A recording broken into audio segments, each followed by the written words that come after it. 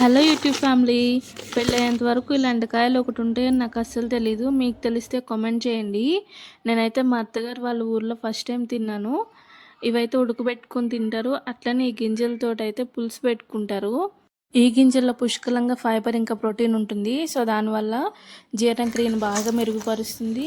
ఇంకా చక్కెర స్థాయిని కూడా తగ్గిస్తుంది అనమాట బ్లడ్లో. దాంతోపాటు మనకి మంచి పోషకాలు కూడా అందుతాయి.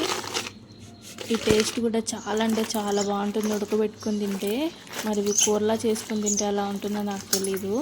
ఇవి సైజ్ చూస్తే అచ్చం నాటు చిక్కుడుగాయలానే ఉంటాయి, కానీ టేస్ట్ అయితే కంపల్సరీ ఒకసారి అయితే చేయాల్సిందే, అంత బాగుంటాయి. మామూలుగా అయితే ఇవి గింజలు చాలా తక్కువ ఉంటాయి. నేను తీసుకున్న ఈసారి అయితే చాలా మంచి గింజలు అనిపించాయి. సో గింజలు లావున్నాయనే మెయిన్గా ఈ టైంలో తీసుకున్నా. సో ఇవి కుక్కర్లో పెట్టేసి ఒక 5 విజిల్స్ రానిచ్చేస్తే చక్కగా ఉడికిపోతాయి. నేనైతే కొంచెం ఉప్పు వేసి వాటర్ వేసేసి ఉడకబెట్టేసుకుంటున్నాను. నాకైతే వీటిని చూస్తుంటే ఒక చిన్నటి జ్ఞాపకం గుర్తొచ్చింది. చక్కగా అప్పుడు మాకైతే మిరపకాయలు పెసరకాయలు అవి పండేవి. అవి తీసుకొని చేనులోంచి తెచ్చి అమ్మకి ఇస్తే చక్కగా ఈవినింగ్ టైంలో ఈ విధంగా ఉడకబెట్టి పెట్టేది.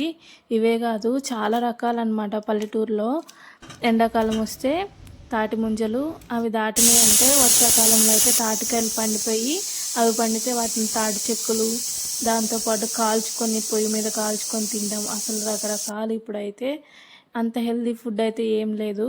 సో మనకు ఇలాంటివి కనిపించినప్పుడైనా సరే ఇలా తీసుకుంటే మనకి హెల్త్కి చాలా మంచిది. ఇలాంటివి కనిపిస్తే కంపల్సరీ అయితే వదలకుండా ట్రై చేయండి.